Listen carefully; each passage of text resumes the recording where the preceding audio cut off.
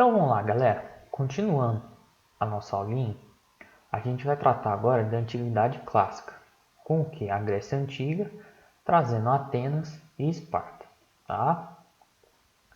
Quando a gente começa a fazer uma rápida introdução sobre a formação da Grécia, dos povos gregos, a gente tem que pensar basicamente em alguns fatores. Primeiro é o seguinte, o mar, como a gente pode ver nessa figura aqui, tanto o mar Egeu, como o mar Mediterrâneo, aqui o mar Jônico, eles tiveram um papel fundamental na formação desses povos e no decorrer das características da sua história. Aqui a gente vê aonde esses povos exerceram sua área de influência. Toda essa área em verde aqui é basicamente onde eles vão se desenvolver ao longo da história. Aqui em vermelho a gente pode ver a área de influência dos fenícios, que é o que? A área que eles realizavam comércio. A gente viu na outra aula que eles eram a exceção quanto aos povos do modelo de produção asiática. Enquanto o Egito e a Mesopotâmia não faziam tanto comércio, os fenícios partiam para um comércio, né? E aqui, outra característica principal que a gente tem que levar em conta, olhando para o mapa, que a gente consegue perceber isso, é o que? A formação das cidades-estado, aqui trazida com Corinto, Atenas, Mileto, Siracusa, tem a ver também com essa geografia. Primeiro, a presença dos mares, né? Isso gerava um certo isolacionismo, tanto quanto que a presença de ilhas, numerosas ilhas, as reentrâncias no relevo, a gente pode ver que não é um relevo aqui, se a gente olhar aqui, o relevo é mais contínuo, mais suavizado. Aqui não, ele é todo irregular. E também, se a gente parar para pensar, essa região aqui tem um relevo montanhoso. O solo não é tão fértil. Se a gente olhar a Grécia hoje, ela produz basicamente vinho e azeite. Tá? Então, isso são características que a gente traz na introdução que vão exercer influência no decorrer dos acontecimentos históricos. Tranquilo? Então vamos lá. Quando a gente trata de Grécia Antiga, a gente vai dividir a história dela em períodos, tal qual a história já vinha fazendo lá atrás. Tá? O primeiro período é o período pré-homérico. Aqui a gente traz a menção a Homero, né? Que era um escritor, que aqui vai ser a Ilíada e a Odisseia, tá bom? E aí, o que a gente tem? A gente tem a civilização cretense, que realizava o comércio, eles navegavam, e aí essa civilização vai sofrer a invasão dos povos aqueus, dos eólios, os jônicos. Com isso vai ocorrer a fusão dessa civilização com esses povos, dando origem à civilização micênica. A civilização micênica viveu ali, naquela região, até ela ser invadida pelos dórios. Mas por que os dórios conseguiram invadir tão fácil? Porque eles tinham uma superioridade militar e eles também tinham conhecimento do ferro. E isso fazia com que o exército deles fosse mais forte do que a dessa população. E aí, isso tem um ponto fundamental que vai gerar a primeira diáspora grega. Tá? Aqui esse mapa eu coloquei mais para vocês verem aonde os povos estavam. Aqui em verde os eólios, nesse marrom mais claro os jônios. Aqui a ocupação vai ser exercida pelos dórios. Mas depois, quando vocês estiverem com o material, vocês podem olhar com mais calma. E aqui vem o que eu estou falando da primeira diáspora grega. Os dórios vêm, invadem esses povos que estavam aqui. E aí, os aqueus, eólios e jônios vão ter que migrar. Vai ser a primeira grande diáspora grega que vai vir para o litoral da Ásia Menor. Bom, um macete que a gente tem para lembrar isso, primeira diáspora. P e D. Se a gente voltar aqui, ó, eles estão indo para a direita. Tá vendo? Isso é um macetinho para vocês lembrarem. E aí, quando eles vão para cá e vão realizar a primeira diáspora, eles já podem ser definidos como a civilização grega. Só que, quando eles vão para essas áreas, tanto os dórios quanto eles começam a sofrer um processo de ruralização. E aí a gente já entra no outro período. Ó. Se a gente voltar aqui, ó, a gente vai sofrer a ruralização. Vai ter início as comunidades gentílicas. A Ilíada e a Odisseia, a literatura vai trazer isso e explicar para vocês melhor. Tá? Mas vamos prosseguir. Aqui, esse slide eu só coloquei porque o Enem gosta de trazer essas referências à arquitetura, à arte, como influenciava no comportamento dos povos. Então aqui, o estilo dórico estava presente em Esparta, porque foram eles que deram origem. O estilo coríntio em Corinto e o jônico em Atenas. E aqui a gente pode perceber diferenças. Por exemplo, o coríntio é muito mais ornamentado, com detalhes. O jônico é um estilo mais limpo, mas ele tem, a gente pode ver aqui nas colunas curvas. E o estilo dórico é um estilo mais seco. Pode ver que ele não tem tanta ornamentação, ele preza mais por linhas retas. Então, a prova pode trazer uma abordagem. Como a arquitetura foi diferente? E aí pode ter um texto tratando e a gente sabe por quê? Pelos povos que deram origem. Tá? Então, continuando. Quando a gente sai do período pré-homérico, a gente vai para o período pré-homérico e vamos começar com esses processos. O que era a ruralização? Os povos, quando saíram da primeira diáspora grega, depois eles começaram a se unir em grupos. E aí esses grupos formaram como se fossem tribos. Essas tribos praticavam agricultura, elas eram autossuficientes e elas eram comandadas por um pater. O pater, se a gente for trazer para a nossa sociedade, ele era como se fosse um pajé. Ele era um líder. E tudo concentrava em cima dele. Ele tinha funções religiosas, administrativas, judiciárias, entre outras. Só que o que vai acontecendo? Com o decorrer do tempo, essas tribos vão aumentando de tamanho. E aí não vai ter terra para todo mundo, a terra vai começar a ficar infértil. E esse processo de desagregação gerou o quê? Alianças entre os donos de terra. E aí, com isso, aqui a gente já tem a noção de propriedade privada, né? A gente já vê que quem tem a terra vai exercer um certo poder. E também a gente tem a formação das classes sociais. E aqui são os eupátridas, são aqueles que vão ter a posse da terra e o nome vai remeter a bem-nascidos. Os Jorgoi são os agricultores e os pequenos proprietários, né, que não estão quanto os eupátridas. E os tetas são os marginalizados, que não tinham nada. Tá? E aí começam os conflitos. Aqueles que não têm terra com os que têm terra. E aí os donos das terras vão ter que se aliar.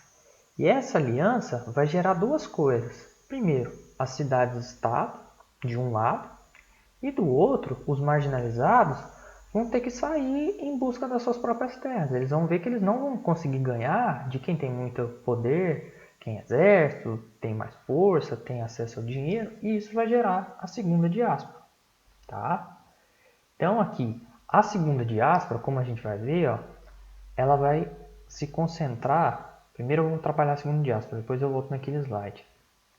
Aqui, ó, no sul da Península Itálica, na ilha da Sicília e no litoral do Mar Negro. Essas outras regiões aqui também, mas se fosse para a gente pegar as principais, são essas. Então aqui, os marginalizados não conseguiram as terras para cá, né? A primeira diáspora com a invasão dos dórios veio nessa região, a segunda diáspora vai levar essas populações para lá. E aqueles que se uniram, aqui esse slide traz bem isso, ó, os gêmeos se uniram em fátrias, as fátrias se uniram em tribos, várias tribos, né, se juntando formaram os demos, e aí os demos deram origem à cidade-estado. Tranquilo? Então a gente pode ver esses dois processos. Aqui, ó, de novo, é a área do comércio dos gregos, em laranja, vermelho, não sei bem que cor é essa. E aqui em verde, ó, a gente vê o tanto que os fenícios exerciam influência. Aqui, ó, depois vocês vão ver em Roma, Cartago, nessa região, vai ser palco de uma grande disputa na época de Roma, tá? Do Império Romano. Então vamos continuar. A gente viu tudo isso aqui e agora que além da expansão demográfica resultou na desagregação gentílica e isso deu origem à polis aristocrática. A polis se estruturava de que maneira?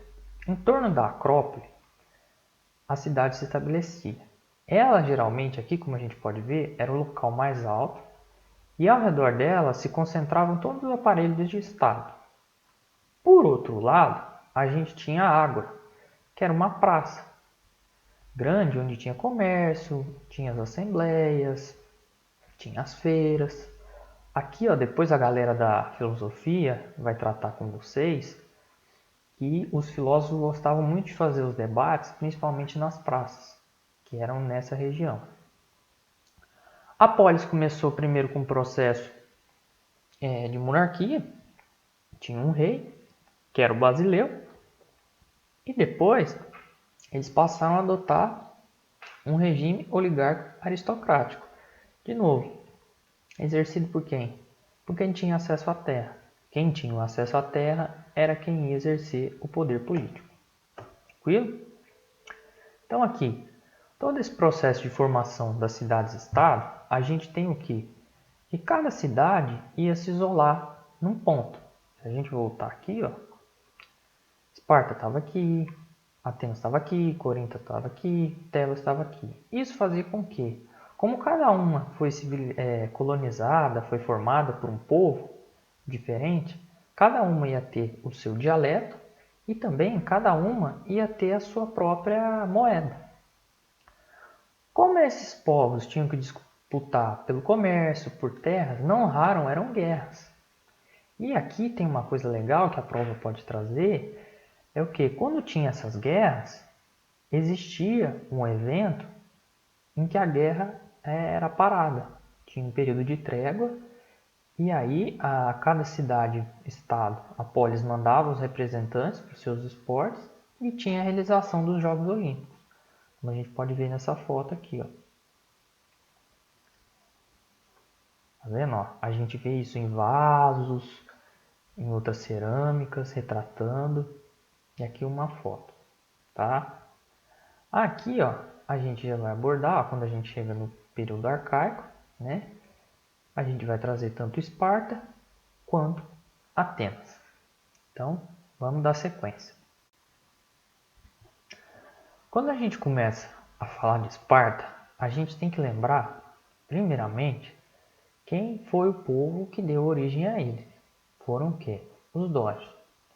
Os dórios tinham uma característica extremamente militar e eles conheciam muito bem o ferro, né? E isso foi um dos fatores principais lá na primeira diáspora. Então, onde ele se estabeleceu?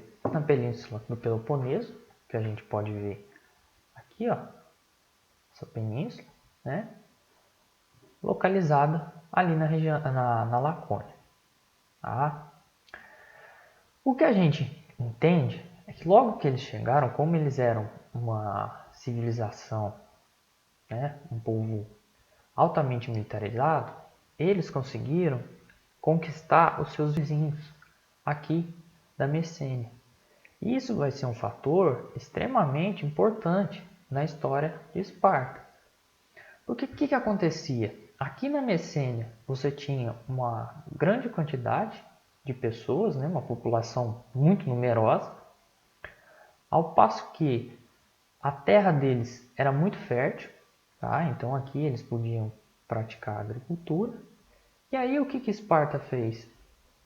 Tomou conta invadiu e escravizou essa população e colocou eles para exercer a agricultura.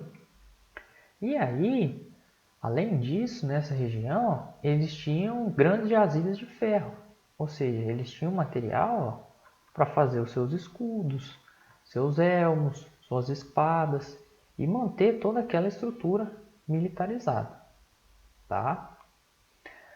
Quando a gente continua falando aqui, ó, como Esparta era muito militarizada e os messênios eram um povo muito numeroso, até mais que eles tinham que manter essa característica. Porque senão o que ia acontecer? Como o outro povo era a maioria, se eles vissem que Esparta era fraco, eles vinham e atacariam Esparta. E aí, não raro aconteciam revoltas, mas o que? Esparta tinha que se manter rígida, impor a sua força, a sua vontade nesses povos, para que eles não se revoltassem, tá? E aí, se a gente for enumerar as características principais de Esparta, a gente tem o quê? Que era uma polis aristocrática, tá? Que aqui era quem tinha acesso às terras, que exercia o poder político, oligarca, onde poucos realizavam e exerciam poder, conservadora, onde as liberdades individuais eram limitadas, né, para grande parte da população, agrária, que exercia agricultura, contrário ao desenvolvimento intelectual, isso a gente vai trazer lá na frente, tá? Quase no último slide a gente explica melhor isso. E a estrutura militarizada é o que eu estava falando com vocês, certinho? Aqui, ó, a gente tem uma coisa legal sobre Esparta. Como a Messênia praticava agricultura e eles eram uma estrutura, a Esparta era muito militarizada, eles fizeram aliança com Corinto, que era uma outra cidade-estado que realizava o comércio. Então, assim, você tinha um povo produzindo, outro comercializando. Isso fez com que Esparta pudesse se dedicar amplamente à parte militar. Eles não precisavam ficar preocupados com as outras atividades. Tá? Quando os cidadãos casavam, eles recebiam um pedaço de terra, né? E também outra coisa, quando a gente falou lá das Olimpíadas, de cada cidade-estado estar isolada, ter a sua própria moeda, uma característica diferente aqui em Esparta é o que as suas moedas eram de ferro, tá? E aí as outras cidades não aceitavam, meio que para dificultar o comércio, barrar. Se a gente for trazer para hoje, vamos pensar lá na União Europeia. A gente tem Portugal, Espanha, França, Holanda, Grécia, Itália. Antes da União Europeia, cada um tinha sua moeda.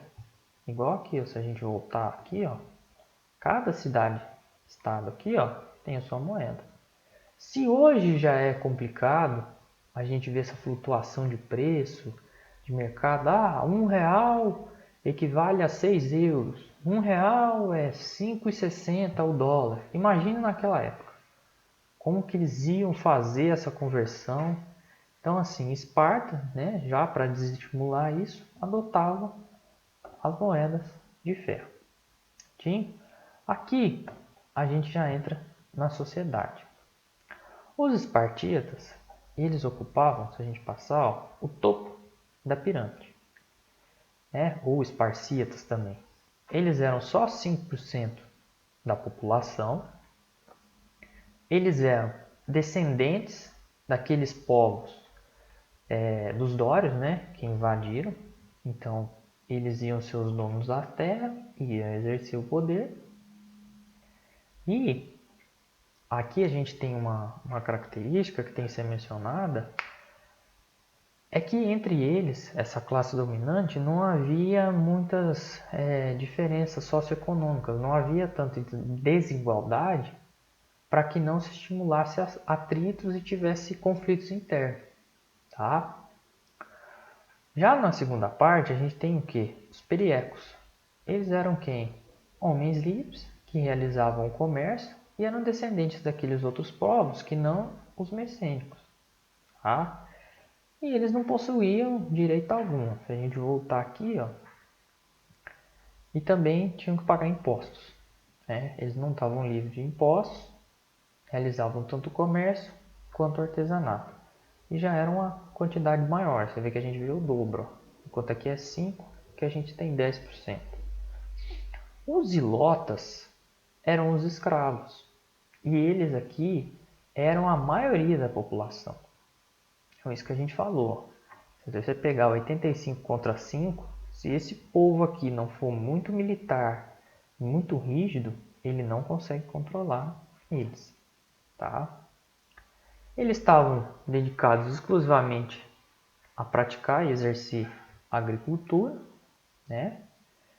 E aqui eles não eram propriedade de um dono, eles eram propriedade do Estado, tá? Quando a gente tem lá a servidão coletiva, eles não eram, os escravos não eram propriedade, né? Eles exerciam pouquíssima liberdade, mas eles tinham.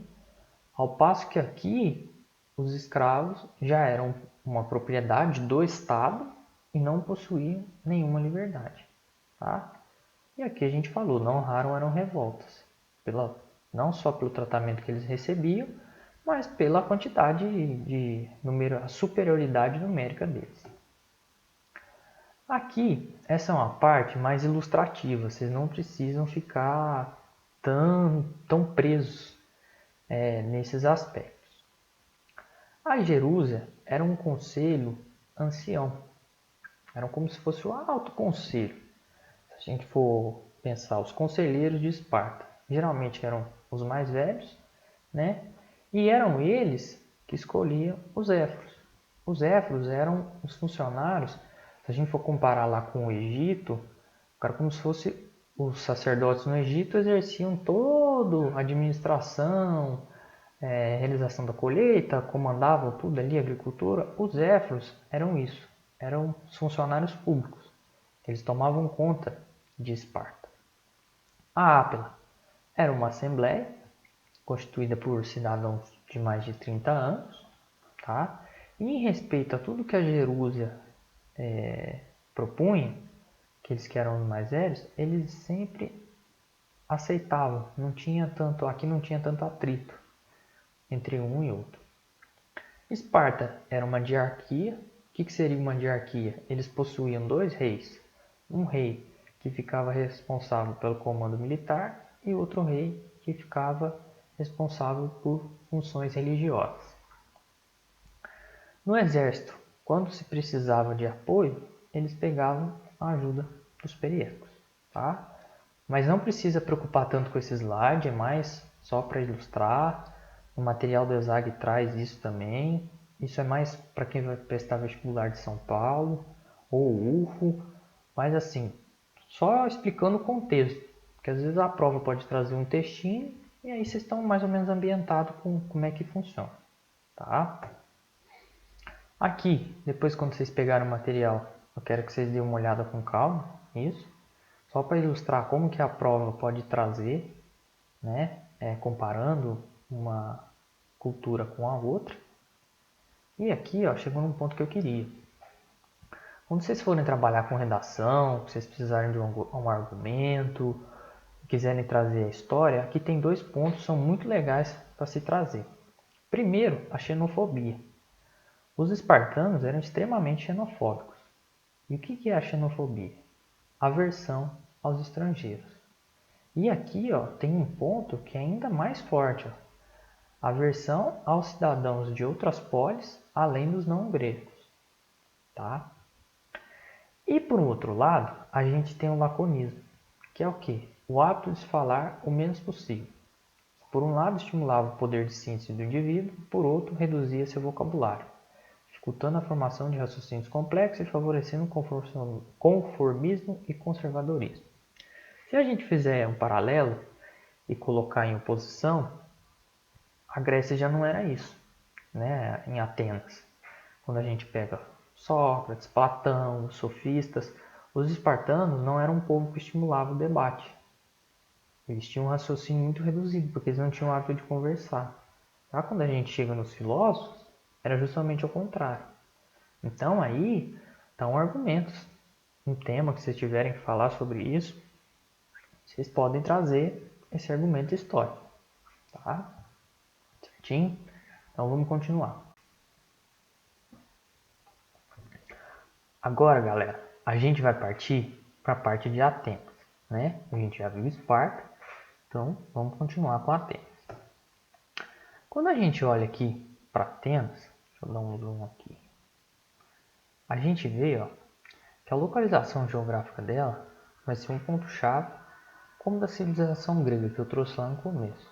Como eles estavam muito próximos aqui do Mar Egeu, quando eles começaram a praticar agricultura logo no começo, que seria de subsistência ali, e depois começaram a vender, criou-se uma expansão demográfica. Da mesma forma lá dos gêmeos, né? Foram aumentando as pessoas e aí não tinha mais terra para todo mundo. E aí o que eles tiveram que fazer? Como aqui não tinha muito para onde correr, a gente pode falar desse jeito, eles tiveram que ir para o mar. E aí o que eles começaram a fazer? A praticar o comércio. E aí, nesse comércio, o que eles vendiam? O excedente agrícola, né? Se a gente for olhar hoje o que a Grécia produz, também entra no que eles vendiam naquela época, que é por causa do clima mediterrâneo. Vocês vão ver isso em geografia, que é o que? Tanto o azeite quanto o vinho. E também, fruto da atividade artesanal, eles iam para vender cestos, cerâmica, essas coisas. Tranquilo? Quando a gente falou lá do modelo de produção asiático, eu falei que depois, quando a gente entrasse na antiguidade clássica, a gente ia abordar o modelo escravista, tá? Então aqui a gente já entra nele. Os gregos foram os primeiros povos a utilizar esse modo de produção. E lá você tinha três condições para que você se tornasse escravo. A primeira, se a gente pensar, é a de nascimento, algo semelhante que tinha lá no Egito também, né? Era aquela coisa estratificada das classes. Segunda, ser capturado em guerra, que é coisa que Esparta também fazia e no Egito também já tinha. E aqui, ó, é uma coisa nova. Perder a liberdade por não quitar dívidas. O que é isso? Ah, peguei dinheiro emprestado para, sei lá, comprar um barco para fazer o comércio. Aí eu vou, tá, o barco sofreu naufrágio, afundou, não consegui pagar. Ali, para eu pagar minha dívida, vamos supor que seria o SPC, o Serasa da época, eu ia ter que me tornar um escravo, tá? E aqui, ó, a diferença chave também, ó, é que no modelo de produção asiática, os servos eram propriedade do Estado e eles não eram considerados, eles pertenciam ao Estado, né? E eles não eram considerados mercadoria. Aqui eles já tinham valor, eles eram considerados mercadoria, podiam ser vendidos ou não, e os seus donos tinham a autonomia, eles podiam libertar se eles quisessem, tá? Esse slide aqui, ó, eu quero que vocês prestem um pouco mais de atenção e tratem ele com cuidado maior. Porque aqui, ó, vai ter os contrapontos entre as diferentes épocas e as diferentes abordagens. O modo de produção grego diferia do romano. O que eu quero dizer nisso aqui? A forma como os gregos tratavam os escravos era diferente da forma como os romanos tratavam seus escravos. O escravo romano não possuía direito algum. Ele era tratado como um nada. É algo que vai apanhar, que vai sofrer, que só tem que trabalhar. Na Grécia, não. Se o dono percebesse que o escravo estava sendo maltratado, ele tinha o direito de se retirar para um templo e lá ele podia ficar sob a proteção dos deuses. Tá? E esse OBS aqui em vermelho, ó, guardem essa informação com carinho. Quando a gente pega na antiguidade, a gente colocou, né, os 3 pontos, que a pessoa podia ser se tornar escravo. Só que isso você não estava vinculado a nenhuma etnia ou nacionalidade específica. Podia ser qualquer um. Quando a gente já vem para a modernidade e tal, o que a gente tem? O escravo vai ser aquele do tráfico negreiro. O negro vai ser o escravo, tá? Ele vai ser uma mercadoria e ele só vai realizar o trabalho braçal. Infelizmente, havia essa abordagem, que a escravidão estaria vinculada a pessoa ser negra e não aos outros fatores, tá bom? Mas isso a prova às vezes, porque o Enem ele gosta muito de trabalhar com a abordagem da escravidão. E isso aqui é uma coisa que eu acho que até hoje a prova não trouxe. Ele traz mais contexto de Brasil, de primeiro reinado, segundo reinado, depois com a abolição, as consequências da abolição. Mas isso é aqui um tema quente, tá bom? Então vamos lá. Aqui eu vou passar uma série de informações para vocês, mas é mais para voltar àquilo que eu falei na primeira parte da aula. Contexto. Não precisa saber o detalhe do detalhe. Saiba a evolução e entenda o processo, que aí vocês conseguem responder a maioria das questões. Sim? No começo, como eu já havia falado, Atenas adotou o modelo monárquico como Basileu, e as funções aqui eram semelhantes à do Pater, né, lá dos Gênios, e era hereditário, ou seja, tinha o rei, o filho dele tomava o poder e assim por diante. Depois a gente passou a ter um regime oligárquico, que era o quê? De novo, os eupátridas, aqueles que tinham a terra, aquela galera tal, que tinha mais dinheiro, que ia exercer o poder. Tá?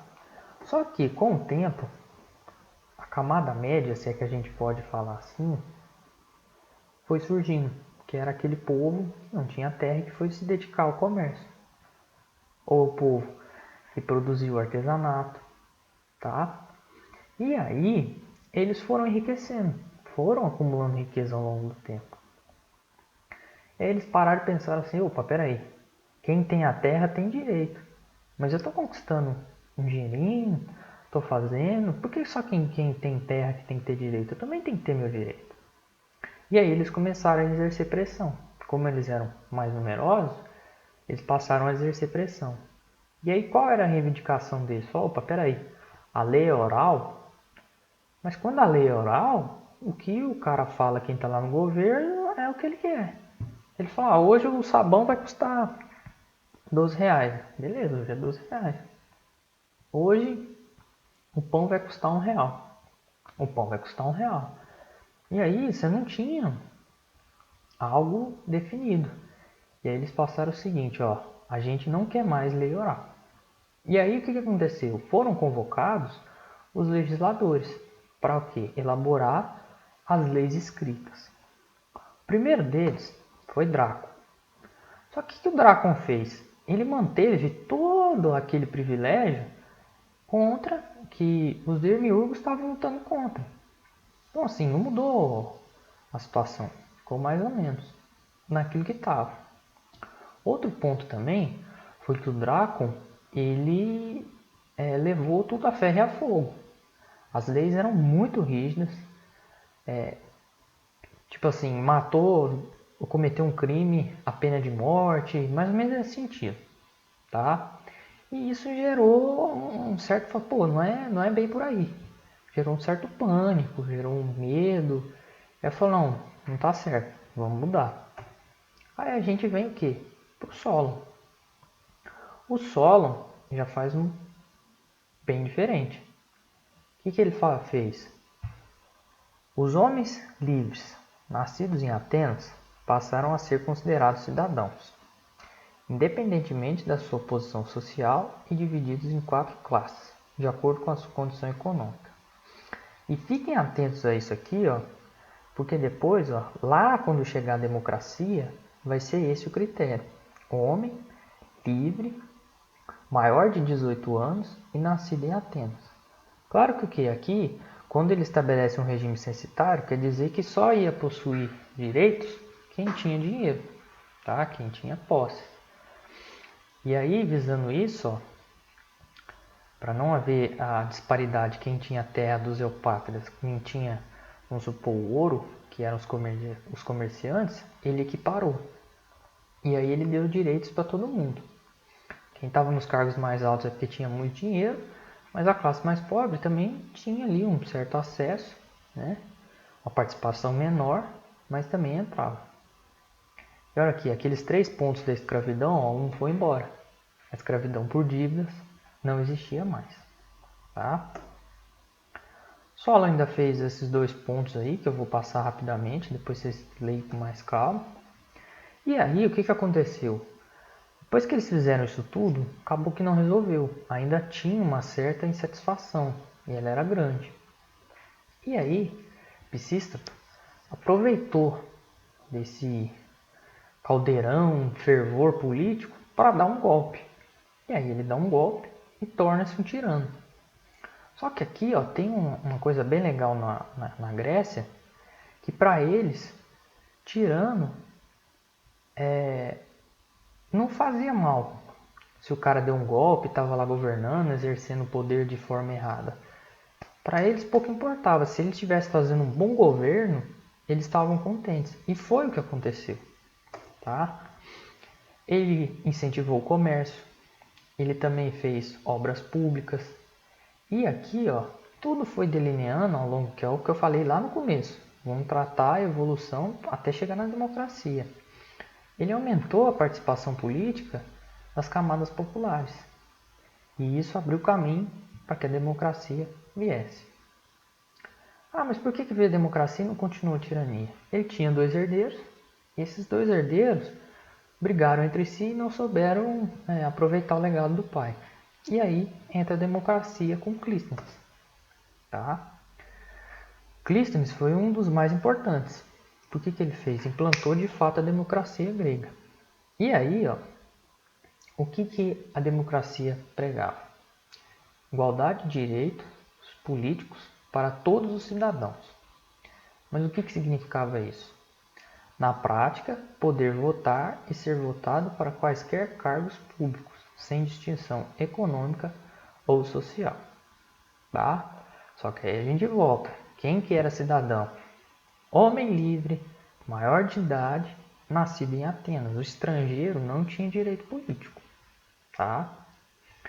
E aí, ó, outro ponto. Era uma democracia escravista, né? Como a gente já falou, seu modo de produção, restrita. Porque eram poucos, tinha essa restrição. Não eram todas as pessoas que seriam consideradas cidadãos. E era direta, porque a Assembleia que realizava as decisões. Não ia se eleger um grupo de representantes e esses representantes que iam fazer. Era a Assembleia direta. Tá? Isso aqui é só mais um detalhe. Isso aqui eu já falei, ó, que é o caráter restritivo. Mas aqui só faltou falar da parte de ser maior de idade. Não esqueçam disso. Homem, livre, maior de idade, nascido em Atenas. Ateniense. Estrangeiro não era considerado cidadão. Aqui é só a título de referência. Para vocês verem como é que as instituições na Grécia eram algo semelhante que a gente tem hoje. Tinha um órgão judiciário, só para a justiça. Tinha outro só para elaborar as leis, ou seja, tinha o judiciário, o legislativo. E tinha a Assembleia Geral, que acontecia na água. Lembra lá quando a gente falou das praças, que os filósofos gostavam de ficar lá? Então, assembleias aconteciam lá.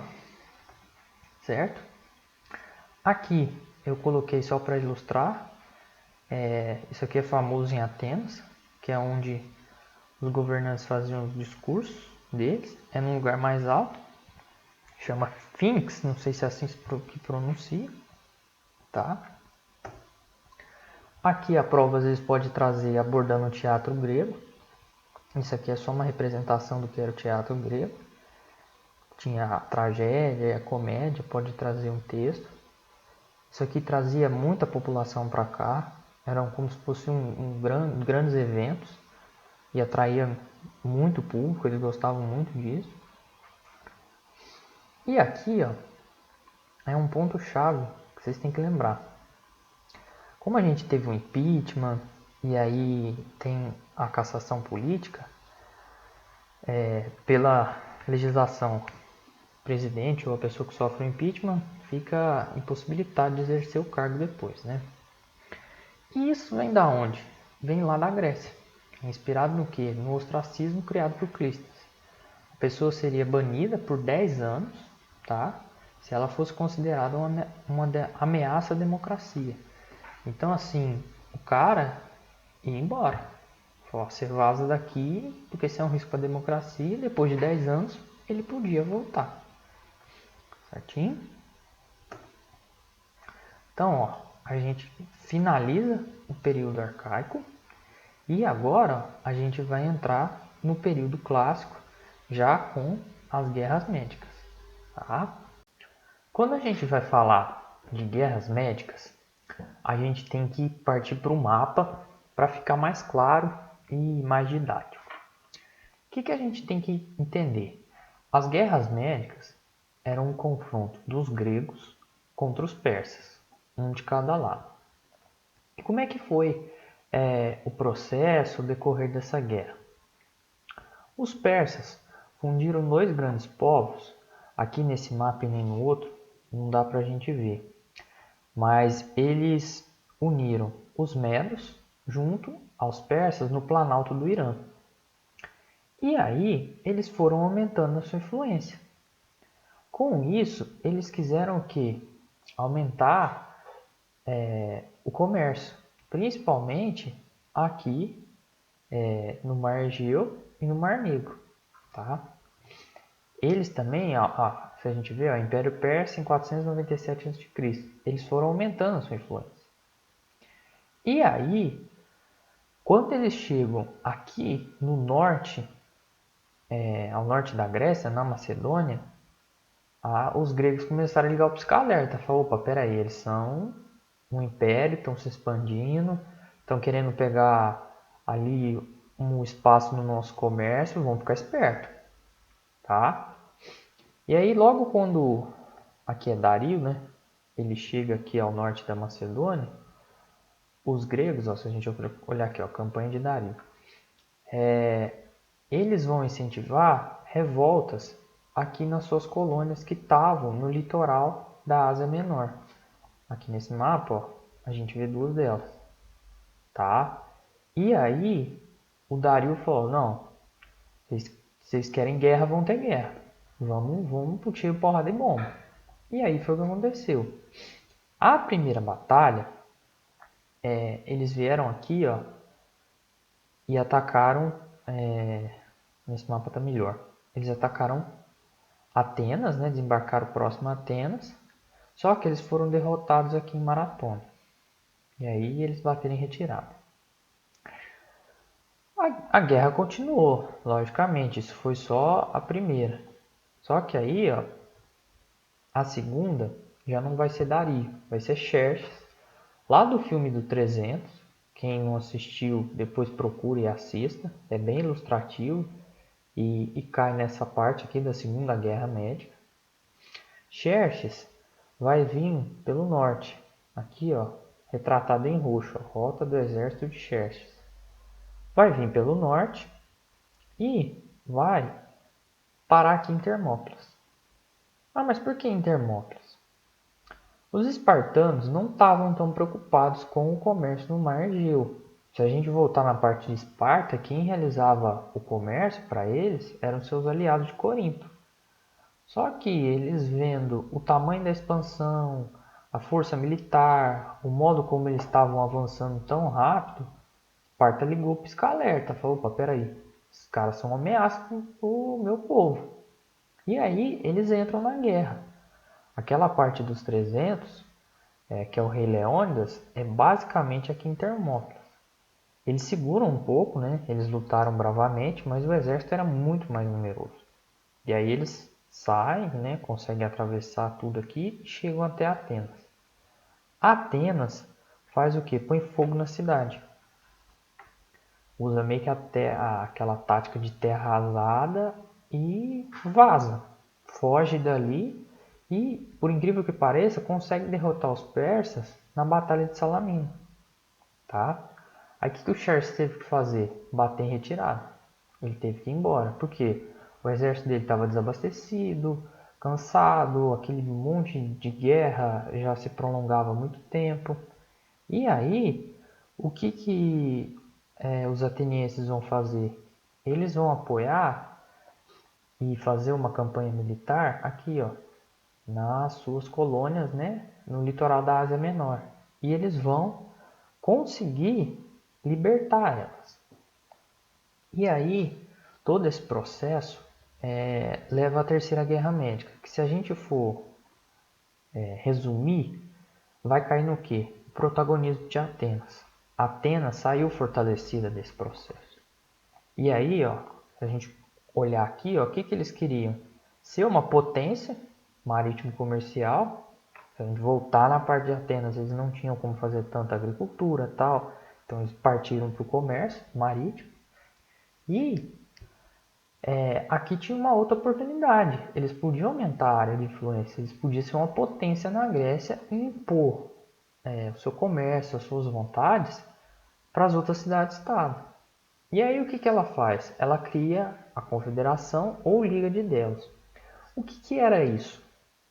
Era mais ou menos como se fosse uma associação em que Atenas era líder, mas trocando miúdos em outras palavras, seria o quê? Como se fosse uma segurança. Eles morassem, sei lá, num condomínio, e aí as pessoas da mesma casa ali, do mesmo bairro, não sei, pagavam uma taxa e Atenas seria o cão de guarda, seria a pessoa responsável pela segurança. Só que o que aconteceu? Com o tempo, eles foram pagando taxa, pagando taxa, pagando taxa.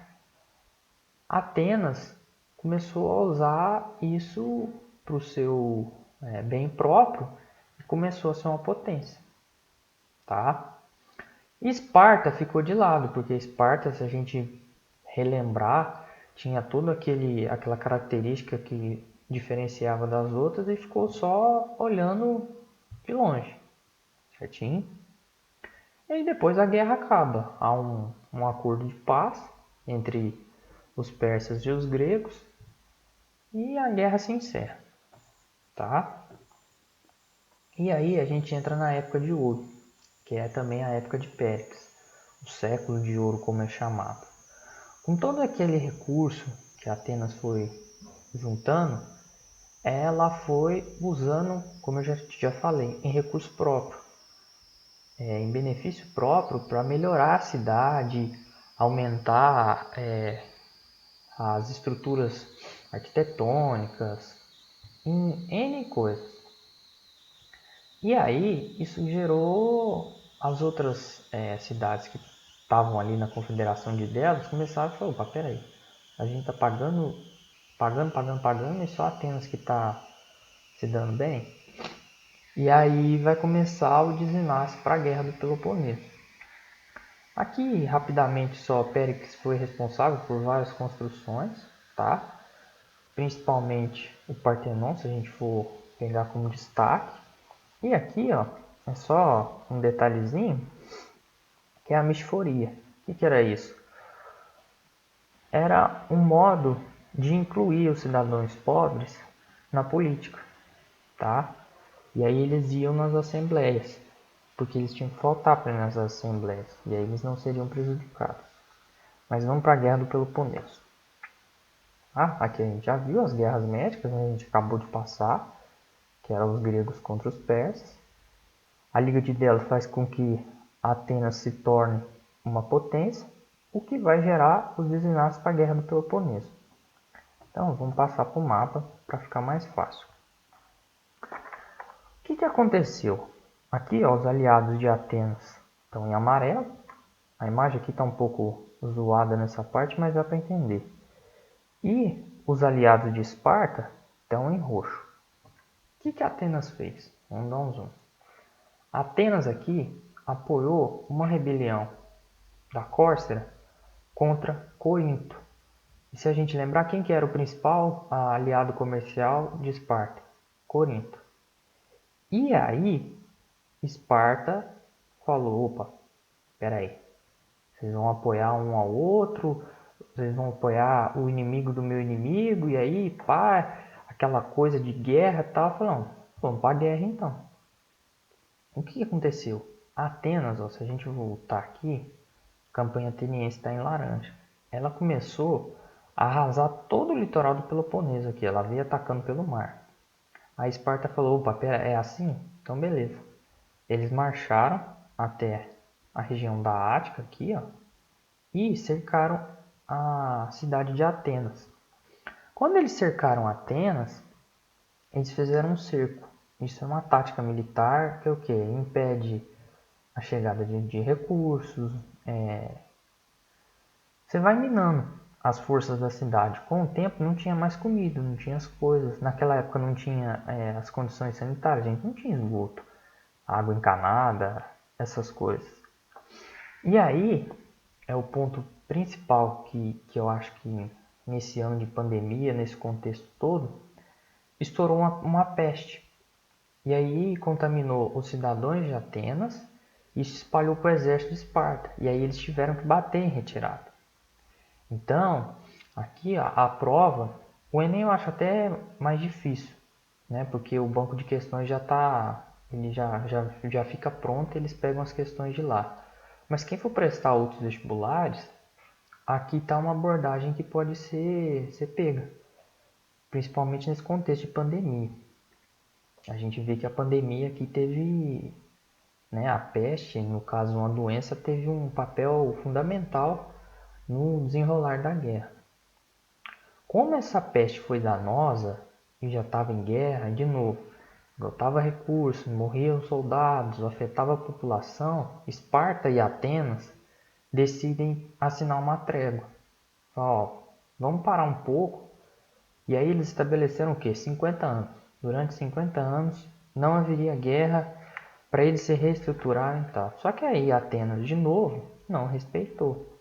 E aí, ó, veio aqui e o que que faz? Ataca Siracusa. E Siracusa era uma aliada de Esparta. Aí Esparta perdeu a paciência, né? Viu que estava perdendo. Aí falou, ó, vou ter que me aliar aos persas. Esparta, então, se alia aos persas e aí vence a guerra. Atenas fica arrasada. Ela, então, sai, né? Ela é obrigada a pedir rendição. E ela entra na Liga do Peloponeso. E aí, quem passa a dominar toda a Grécia, exercer a sua influência, é Esparta. Só que Esparta era muito rígida e amplamente militarizada. E com o tempo isso foi gerando revoltas, insatisfação, a população ficou descontente. E aí com o tempo foi desfacelando. E aí depois, quando entrar na outra aula, isso abriu espaço para o domínio, se a gente voltar aqui, ó, né, a desagregação grega, os macedônios vêm e invadem. Isso levou ao fim da cidade-estado. Então, se a gente for observar, uma guerra levou à hegemonia ateniense, depois levou à guerra do Peloponeso, Atenas sai derrotada, Esparta sai vencedora, só que o modo como Esparta administrava leva à desagregação, tá? Deixa eu só olhar aqui se eu não esqueci nada. É isso mesmo. E aí depois entra o domínio macedônio. Aqui, ó, eu só coloquei para a gente ver o tanto que a guerra vai afetar a população. E nisso que eu estava falando, de perder força e gerar insatisfação quanto à guerra, quanto a essa dominação muito violenta de Esparta. Se a gente olhar, a gente tem que olhar o outro slide. Isso é a população antes da guerra, né? Tá vendo? No século V. E aí, ó, antes e depois da guerra do Peloponeso, olha o tanto de gente que morreu.